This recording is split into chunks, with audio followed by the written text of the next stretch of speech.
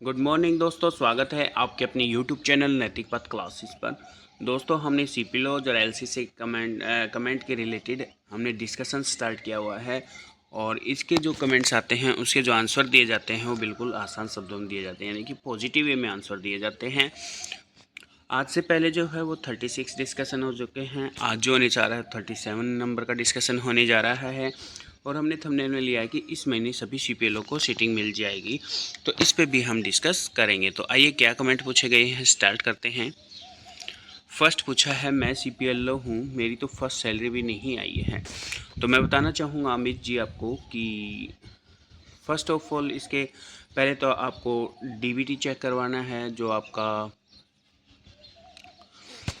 Bank है वहाँ पे आप विजिट कीजिए। अगर आपका डीबीटी एक्टिवेट है और फिर पैसा नहीं आया है तो फिर आपको क्या करना है कि जो आपके जेड क्रीम हैं उनको अपना इशू बताना है, और जैसे ही आप उनको इशू बताएंगे तो वही से रिलेटेड आपसे डिस्कस ज़रूर करेंगे। वैसे आपकी जो जेड क्रीम है उन्होंने पूछ भी लिया होगा कि किस किस कैंडिडेट की सैलरी नहीं आई है, तो आप एक बार जेड क्रीम को बता दीजिए। नेक्स्ट है गोविंद धीमान जी ने बोला है, कुछ नहीं है, ये समझ नहीं आया। हमने इसमें सिटिंग से रिलेटेड करी थी डिस्कस। तो दोस्तों मैं आपको बता देना चाहता हूँ कि जो सीपीएलओ की सीटिंग है हमने थंबनेल में भी लिया है, और सीपीएलओ की सीटिंग इस महीने मिलने की पूरी संभावना है, क्योंकि जितने भी डिपार्टमेंट्स थे सभी पहले बिजी थे लोकसभा इलेक्शन के दौरान और अब फ्री हो गए हैं, और अब आपका जो काम है वो बिल्कुल फास्ट चलेगा और किसी भी समय आपकी ज्वाइनिंग आ सकती है। इस महीने पूरी आने की संभावना है। एक दीपक सैनी जी हैं, इन्होंने लिखा, आप सभी को हार्दिक बधाई भाई जी। थैंक यू दोस्त आपको। मैंने एक वीडियो बनाया था कि मेरे जो भांजे हैं वो गवर्नमेंट स्कूल में पढ़कर और ख़ुद से सेल्फ स्टडी करके 11th-12th में बिना कोचिंग के बिना ट्यूशन के उसने परसेंटेज भी अच्छी बनाई थी। अब जो सिलेक्शन है उसका अच्छा हो गया है। 720 में से उसने जो नंबर अटैम्प्ट किए हैं वो 664 किए हैं। वो तो इसके 5-6 क्वेश्चन गलत हो गए, वरना इसका जो स्कोर है 700 के आसपास आता। गलत नहीं हुए, वो क्या हुआ कि उसने सॉल्यूशन तो कर लिया बट वो ओएमआर में फिल नहीं कर पाया। नेक्स्ट है, ये पूछा है अंजलि सिंह जी ने, एलसी के लिए क्या होगा अब आगे। सिस्टम में बताने देना चाहता हूँ, कोई ना कोई पर्पस तो होगा जिस से रिलेटेड हमें एलसी को लिया गया है। तो एलसी को अगर गवर्नमेंट की ज़रूरत ना होती तो ये हमारा रिजल्ट शो ही ना करते, हमारा रिजल्ट अंडर प्रोसेस शो करता। लेकिन एलसी की ज़रूरत है, इसलिए गवर्नमेंट ने लिया हुआ है।